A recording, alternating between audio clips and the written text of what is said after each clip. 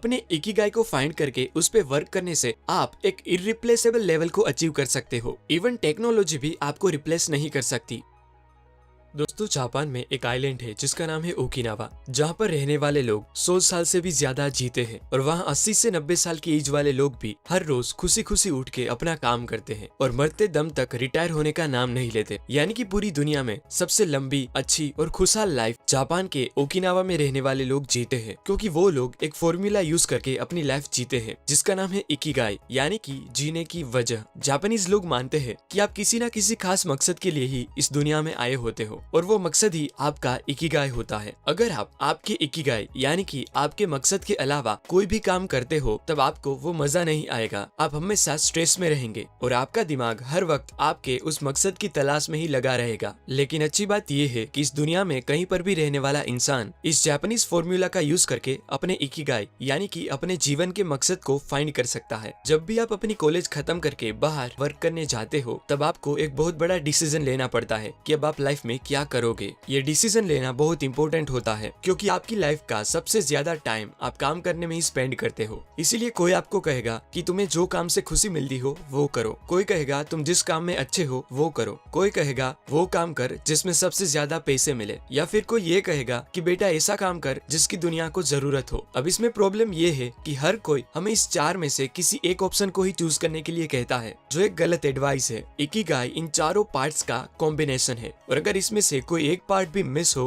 तो आपकी लाइफ में क्या प्रॉब्लम्स आ सकती है वो हम एक डायग्राम की मदद से समझेंगे। पहला सर्कल है व्हाट यू लव, इसमें वो सारी चीजें आती है जो आपको करना पसंद है। दूसरा सर्कल है what you are good at, इसमें वो सारी चीजें आती है जो काम आप अच्छी तरह से कर सकते हो। थर्ड है what you can be paid for, इसमें वो सारी चीजें आती है जिसमें आपके काम के बदले में आपको पैसे मिले। एंड लास्ट फोर्थ सर्कल है व्हाट द वर्ल्ड नीड्स, इसमें वो चीजें आती है जिसकी दुनिया को जरूरत है। अब देखो, फर्स्ट और सेकंड सर्कल के कॉम्बिनेशन से आपको आपका पैशन मिलेगा, यानी कि जो चीज करना आपको पसंद है और उसमें आप अच्छे भी हो तो वो काम होगा आपका पैशन। एग्जाम्पल, नई चीजें सीखना और प्रोग्रामिंग करना आपको पसंद है और उस काम में आप काफी अच्छे भी हो तो यूजफुल नॉलेज पाके प्रोग्रामिंग करना आपका पैशन हुआ। फिर सेकंड और थर्ड सर्कल के इंटरसेक्शन से आपको आपका प्रोफेशन मिलेगा, यानी कि जिस चीज में आप अच्छे हो और उसके बदले में आपको पैसे भी मिलेंगे तो वो काम बन जाएगा आपका प्रोफेशन। एग्जाम्पल, कुछ नया सीख के आपने एक ऐप बनाई जिससे आपको थोड़े बहुत पैसे भी मिलने लगे तो अब वो काम हो गया आपका प्रोफेशन। थर्ड और फोर्थ सर्कल के कॉम्बिनेशन से आपको आपका वोकेशन मिलेगा, यानी कि जिस चीज के बदले में आपको पैसे मिले और उसी चीज की दुनिया को जरूरत हो तो वो काम होगा आपका वोकेशन। मतलब आपने बनाई ऐप दुनिया की नीड के लिए बेस्ट सूटेबल है तो वो काम हुआ आपका वोकेशन। और लास्ट में आपको आपका मिशन मिलेगा,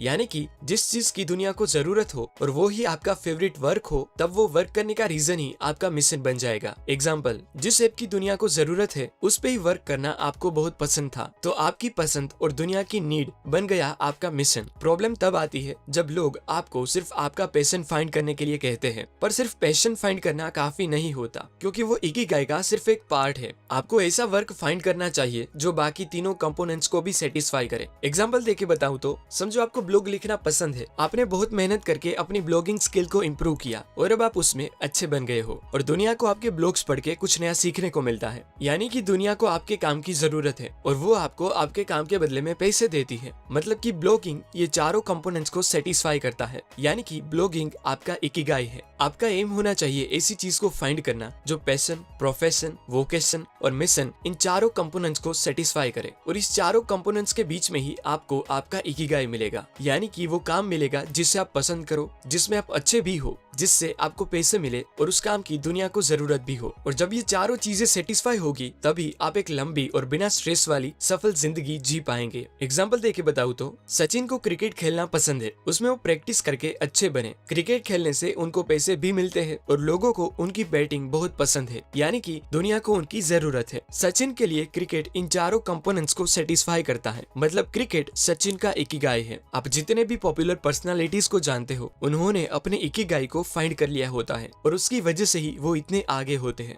इकिगाई को फाइंड करना बहुत इंपॉर्टेंट होता है क्योंकि उससे आप अपने काम में फ्लो स्टेट अचीव कर सकते हो। फ्लो स्टेट मतलब अपने काम में इतना डूब जाना कि दूसरी कोई भी चीज मैटर ना करे, और वो फ्लो स्टेट ही एक्सपर्ट्स, आर्टिस्ट और जीनियस पर्सनालिटीज का पावर होता है। अपने इकिगाई को फाइंड करके उस पे वर्क करने की वजह से ही एप्पल के फाउंडर स्टीव जॉब्स को जापान के आर्टिस्ट और इंजीनियर्स बहुत पसंद थे। जब स्टीव जॉब्स ने 1980s में जापान में सोनी फैक्ट्री को विजिट किया तब उन्होंने उनसे कई सारी नई चीजें सीखी और अपनी कंपनी में इम्प्लीमेंट भी करी। इवन स्टीव जॉब्स को डेली यूनिफॉर्म पहनने का आइडिया भी वहीं से मिला था। वर्ल्ड के पॉपुलर एनिमेशन स्टूडियो में से एक जापान के स्टूडियो गिबली के फाउंडर एंड एनिमेटर हायाओ मियाजाकी अपने वर्क में इतने इन्वॉल्व हो जाते हैं कि संडे और नेशनल हॉलीडेज के दिनों में भी वो स्टूडियो पे ही वर्क कर रहे होते हैं। और आज 79 इयर्स की एज होने के बावजूद भी वो कभी अपने काम से थकते नहीं, क्योंकि उन्होंने अपने इकिगाई को फाइंड कर लिया है और वो उस पे ही वर्क करते हैं। जापानीज शेफ जीरो ओनो आज 94 इयर्स की एज होने के बावजूद भी वर्ल्ड की बेस्ट सुशी डिश बनाते हैं, क्योंकि सुशी बनाना उनका इकिगाई है। अपने इकिगाई को फाइंड करके उस पे वर्क करने से आप एक इररिप्लेसेबल लेवल को अचीव कर सकते हो। इवन टेक्नोलॉजी भी आपको रिप्लेस नहीं कर सकती, जिसका बेस्ट एग्जांपल है मार्क कोट, जो रोल्स रॉयस के एकमात्र कोच लाइन पेंटर है, जो वर्ल्ड की एक्सपेंसिव कार्स में से एक यानी कि रोल्स रॉयस पे अपने हाथों से लाइन ड्रॉ करते हैं, जो बहुत ही रेयर स्किल है और उनको आज तक कोई नहीं रिप्लेस कर पाया। आपको अचानक से अपना इकिगाई नहीं मिलेगा, आपका इंट्यूशन यानी कि आपके अंदर की आवाज और क्यूरियोसिटी ही आपको आपका इकिगाई फाइंड करने में हेल्प करेगी। उसके लिए आपको अलग अलग चीजें ट्राई करनी पड़ेगी और क्वेश्चंस पूछ के अपने आप को जानना पड़ेगा, और जब भी आपको अपना इकिगाई मिलेगा तब आपको ऑटोमेटिकली पता चल जाएगा कि हाँ, बस इसी चीज की मुझे तलाश थी। ये सभी बातें मैंने हेक्टर गार्सिया एंड फ्रांसिस मिराल्स की बुक इकिगाई से सीखी है। इस बुक में ओकिनावा के लोगों के बारे में और भी कई अमेजिंग बातें लिखी हैं जो आपको अच्छी लगेगी। अगर आप ये बुक रीड करना चाहते हो तो उसका लिंक आपको डिस्क्रिप्शन में मिल जाएगा। और अगर आपके पास ऐसी ढेर सारी ऑसम बुक्स रीड करने का टाइम ना हो तो ऐसे बुक समरी वीडियोस देखते रहिए।